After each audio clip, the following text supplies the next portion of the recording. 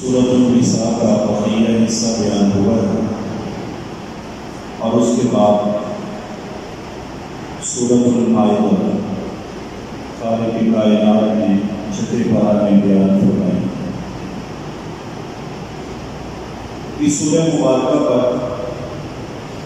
اگر ہم اپنی سمجھ کے لیے آسانی کے لیے غور کریں تو تین مرکزی عنوان اس سورہ مبارکہ میں ہمیں نظر آئیں گے۔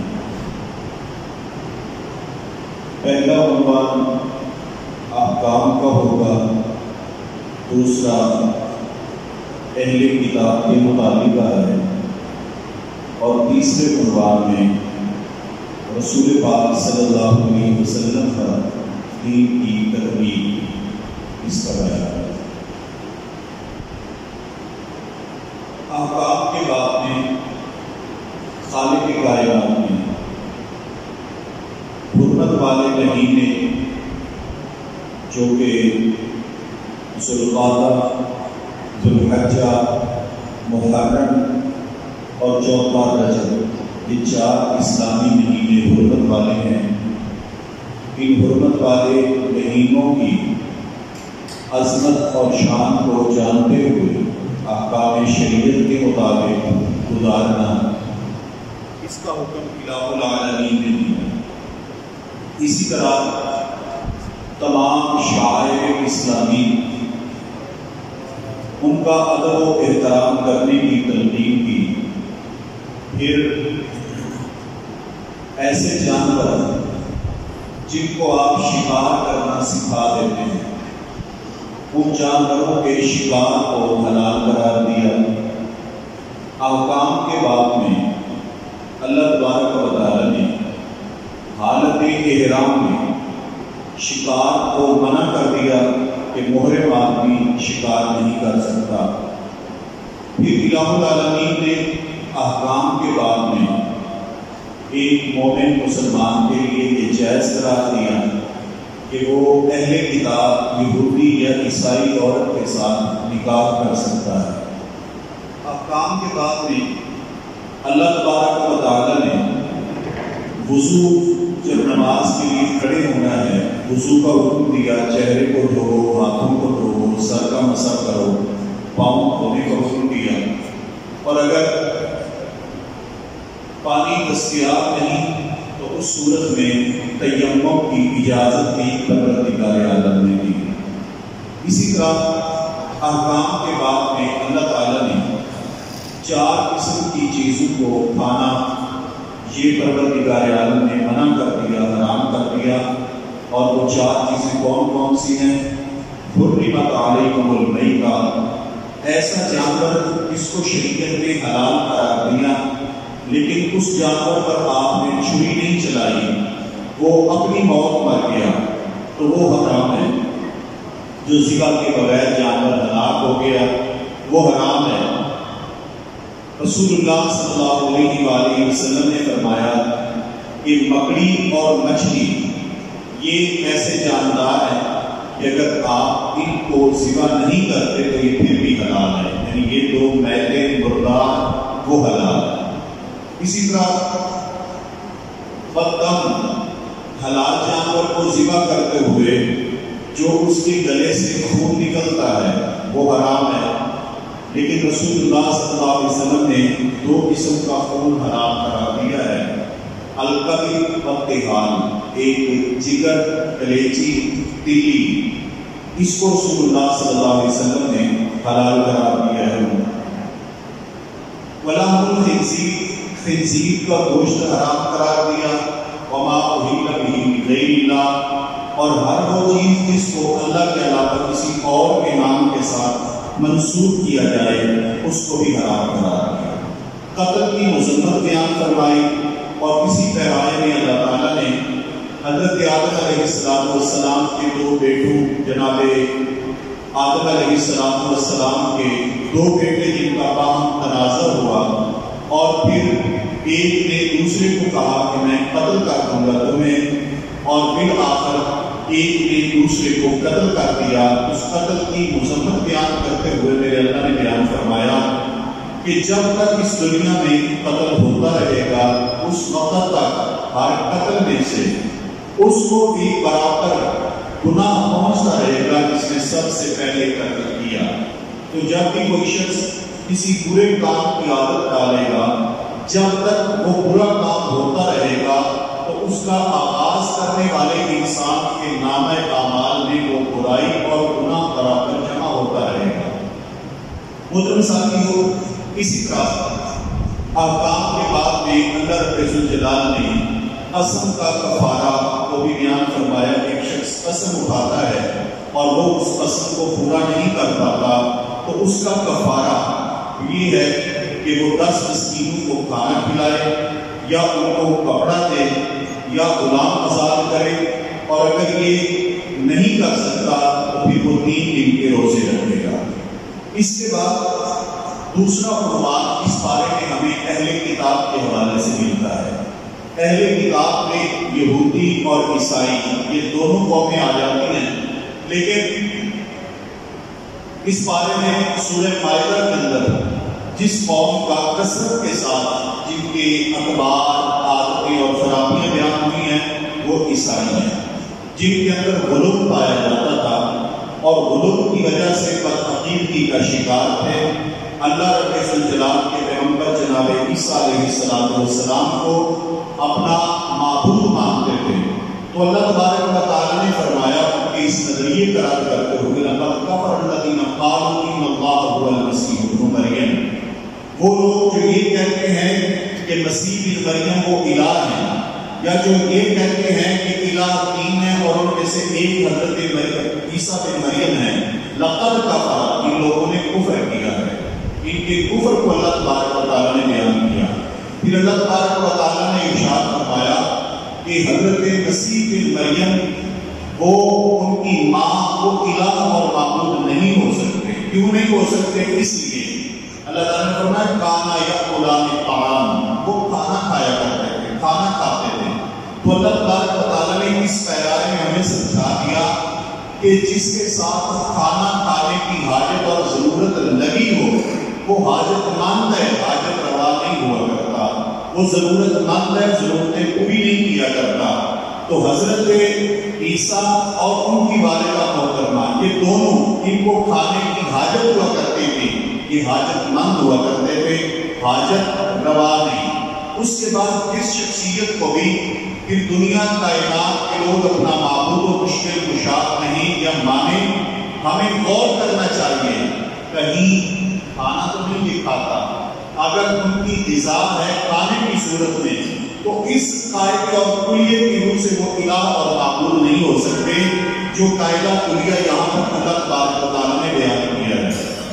اس کے بعد دوسرا قاعدہ یہ بھی اللہ تعالیٰ نے بیان کیا کہ جن کو الہ یا معبود کہا جاتا ہے وہ اللہ کے انبیاء کی صورت یا جنات کی صورت، بل عباد مکرمون، وہ اللہ کے بندے ہیں، تو جس کو اللہ اپنا بندہ کہے وہ معبود نہیں ہو سکتا، اور جتنی بھی مخلوق ہے وہ اللہ کے بندے ہیں، لہذا وہ معبود و مشکل کشا نہیں ہو سکتے۔ اہل کتاب کے چیپٹر میں اللہ رب الجلال نے حضرت موسیٰ علیہ السلام، حضرت عیسیٰ علیہ السلام کے ماننے والے ان کی بدعقیدگیوں کو بیان کرتے ہوئے امت مسلمہ کو خبردار کیا کہ کبھی ان کو تم نے اپنا دلی دوست نہیں بنانا، کسی یہودی کو، عیسائی کو، یہود کو، نصارہ کو تم نے اپنا دوست نہیں بنانا، یہ تمہارے دوست نہیں ہو سکتے۔ اور جو شخص پھر اللہ تبارک و تعالیٰ نے قرآن کریم کے اندر یہ بھی فیصلہ سنا دیا کہ جو یہ کہتا ہے کہ یہودی یا عیسائی ان کے ساتھ، اہل کتاب کے ساتھ ہماری محبت کی پیکیں ناگزیر ہیں، ہم ان کے بغیر چل نہیں سکتے، ہم کیسے ان کی آنکھوں میں آنکھیں ڈال کر بات کر سکتے ہیں، ہم حق کی بات ان کو کہہ نہیں سکتے، ہمیں وہاں سے ڈالر آنے ہوتے ہیں، ہمیں وہاں سے روزگار آنا ہوتا ہے، ہماری مجبوریاں ہیں، ہم فرانس کے سفیر کو چاہتے ہوئے بھی یہاں سے نہیں نکال سکتے، اس لیے کہ فرانس میں ہمارے اتنے لوگوں کا روزگار وابستہ ہے، وغیرہ وغیرہ اس طرح کے اور بیان اللہ رب الجلال نے فرما دیا کہ وہ لوگ جو تنگ دستی کے ڈر سے یہود اور غلوط، یہودی اور عیسائی ان کے ساتھ محبت کی پینگیں وہ ڈال رہے ہیں، ان کو یہ ذہن میں رکھنا چاہیے کہ یہ وتیرہ اہل ایمان کا نہیں ہے، یہ منافقین کا انداز ہے، یہ منافقین کا انداز ہے، اور کوئی کوشش کرتا بھی رہے۔ اللہ تعالیٰ نے فرما دیا کہ یہ یہودی اور عیسائی کبھی تمہارے دوست نہیں ہو سکتے۔ تو اللہ رب ذوالجلال کے ان فرامین کی روشنی میں اہل ایمان کو، مسلمانوں کی قیادت کو اس بات پہ غور کرنا چاہیے کہ اللہ اور اس کے رسول کے نظام کو نافذ کرنے کے لیے ہم نے ملک پاکستان حاصل کیا تھا، اور یہ ملک پاکستان اگر ہم بچا سکتے ہیں، خوشحال کر سکتے ہیں، تو تبھی کر سکتے ہیں جب ہم اس کو نظام مصطفیٰ کے اوپر چلائیں گے۔ میرے واجب الاحترام ساتھیو، اللہ رب الجلال نے اس سورہ مبارکہ میں یہ کلیہ اور یہ حال بھی بیان کر دیا ہے، اور یہ میرے اور آپ کے لیے بڑے سبق کی بات ہے۔ اللہ تعالیٰ نے یہودیوں اور عیسائیوں کے متعلق فرمایا وَلَوْ أَنَّهُمْ أَقَامُوا التَّوْرَاةَ وَالْإِنْجِيلَ، کہ اگر یہ یہودی اور عیسائی یہ انجیل کو قائم کرتے، تورات کو قائم کرتے، اور جو اللہ رب ذوالجلال نے ان پر اتارا، ان کی طرف نازل کیا گیا، اسے قائم کرتے، لَأَكَلُوا مِنْ فَوْقِهِمْ وَمِنْ تَحْتِ أَرْجُلِهِمْ، یہ اوپر سے بھی کھاتے، نیچے سے بھی کھاتے، اس قدر رزق کی فراوانیاں ہوتی۔ میرے خالق و مالک نے مجھے اور آپ کو یہ بات سمجھا دی ہے کہ اگر یہودی تورات کو نافذ کرتے ہیں، عیسائی انجیل کو نافذ کرتے ہیں، یا اس کے بعد انبیاء کرام کو اللہ تعالیٰ جو نظام، قانون جو وحی دیتا رہا اسے نافذ کیا جاتا، تو رزق کی فراوانیاں ہو جاتی۔ اوپر نیچے سے کا مطلب یہ ہے کہ زمین یہ اپنی پیداوار اگاتی، آسمان بارشیں حاصل کرتا۔ کب؟ جب اللہ تعالیٰ کی دی ہوئی کتابوں کو نافذ کیا جاتا۔ تو میرے محترم بھائیوں، میں اور آپ آج ہم پریشان ہوتے ہیں، گھبراتے ہیں کہ امریکہ سے ڈالر آئیں گے، چائنا سے سپورٹ آئے گی، فرانس سے روزگار آئے گا، روس سے طیارے آئیں گے، وہاں سے موٹر وے آئے گی، وغیرہ وغیرہ وغیرہ، اور کبھی ایک سیاسی جماعت سے امیدیں لگا کے بیٹھے ہوتے ہیں۔ جب 5 سال اچھی طرح اس جماعت سے چکر کھا لیتے ہیں، پھر ہم کہتے ہیں میاں آئے گا، روزگار لائے گا۔ جب میاں بھی بیجا کروا جاتا ہے، پھر ہم کہتے ہیں کہ زرداری سب پہ بھاری۔ جب زرداری کو سب کچھ لوٹ مار کر کے چلا جاتا ہے، پھر کہتے ہیں جب آئے گا عمران بنے گا نیا پاکستان۔ تو اسی چکر میں انشاءاللہ تعالیٰ رہے گی یہ قوم جب تک کہ یہ کتاب اللہ کو اور سنت رسول کو نافذ نہیں کرے گی۔ اللہ تعالیٰ فرماتے ہیں کہ روزگار چاہتے ہو، خوشحالی چاہتے ہو، امن چاہتے ہو، تو کیا کرو؟ وَلَوْ أَنَّهُمْ أَقَامُوا التَّوْرَاةَ وَالْإِنْجِيلَ، اگر رب ذوالجلال تورات اور انجیل کو قائم کرنے پر یہود و نصارہ کو رزق کی گارنٹیاں دے سکتا ہے، تو وہ اللہ قرآن کو قائم کرنے پر تمہیں رزق کیوں نہیں دے گا؟ تو اگر رزق چاہیے تو قرآن نافذ کرو، رزق چاہیے ملک پاکستان کو، خوشحالی چاہیے، امن چاہیے، خود کفیل بنانا چاہتے ہو تو نظام مصطفیٰ کو قائم کرو۔ واللہ آج لوگ خوش ہیں نہیں، عمران خان سے جان چھوٹ رہی ہے، فلاں آ گیا ہے، پھر اگلے 2-4 سال بعد پھر خوش ہوں گے، اس سے جان چھوٹ رہی ہے، فلاں آ جائے گا۔ آپ خوش ہونے کی ضرورت نہیں ہے جب تک اس ملک میں محمد مصطفیٰ کے آئین کی بالادستی کو قائم نہیں کیا جاتا۔ یہ سوچنے کی بات ہے اور غور کی بات ہے کہ ایک ڈپٹی اسپیکر پاکستان کی قومی اسمبلی کا جب وہ بھٹو کے بنائے ہوئے آئین کے خلاف چلتا ہے، پوری قوم جناب کھڑی ہو جاتی ہے اس کے خلاف۔ اپوزیشن بھی کھڑی ہو گئی ہے، سیاسی پارٹیاں بھی کھڑی ہو گئی ہیں، وکیل بھی کھڑے ہو گئے ہیں، صحافی بھی کھڑے ہو گئے ہیں۔ اے کاش اس قوم میں غیرت ہوتی اور تب کھڑی ہوتی جب اس ملک کے ذمہ داران محمد کے آئین سے غداری کرتے ہیں، تب کوئی کھڑا نہیں ہوتا۔ نبی پاک کی گستاخی کرنے والے یہاں تک کہ انہیں بھگایا جاتا ہے، اس ملک سے نکالا جاتا ہے، تحفظ دیا جاتا ہے۔ ہمارے میڈیا کے اوپر بیٹھ کر میرے نبی کے دین، داڑھی کا، پردے کا مذاق اڑایا جاتا ہے۔ ملک کے اندر عورت مارچ کے نام سے بے ہودہ قسم کی آنٹیاں وہ مارچ نکال کے اور یہاں پر دین مصطفیٰ کا مذاق اڑاتی ہیں. نہ کسی صحافی کو پریشانی ہوتی ہے، نہ کسی سیاستدان کو پریشانی ہے، نہ کسی حکمران کو پریشانی ہے، نہ کسی اینکر کو پریشانی ہے، نہ کسی ٹی وی چینل کو پریشانی ہے. کیا اللہ رب ذوالجلال کے قرآن سے زیادہ مقدس ہے بھٹو کا بنایا ہوا آئین؟ بچہ چیخ رہا ہے، چلا رہا ہے، اس نے جی کیا کی ہے؟ غداری کر دی ہے. جو پاکستان کے لوگوں کے بنائے ہوئے آئین سے روگردانی کرتا ہے، اس کے خلاف اتنی نفرت، اور جو صبح سے لے کر شام تک محمد کے قانون کو توڑتا ہے، اس کو کہتے ہو آؤ ہم تمہیں MP بنائیں گے، MNA بنائیں گے، اپنا وزیر اعظم بنائیں گے، یہ کریں گے، وہ کریں گے. کچھ تو غیرت کریں، کچھ تو سوچیں کہ جب ایک ٹکڑا انسانوں کا بنایا ہوا، آپ کی قومی اسمبلی کے لوگوں کا بنایا ہوا، وہ آپ کو اتنا عزیز ہے، اور میرے محمد کے سینے پہ اتارا ہوا نظام اور قانون، اس کا کیا مقام ہے، اس کی کتنی عزت ہے ہمارے دلوں میں، ذرا اس پہ بھی غور کرنا.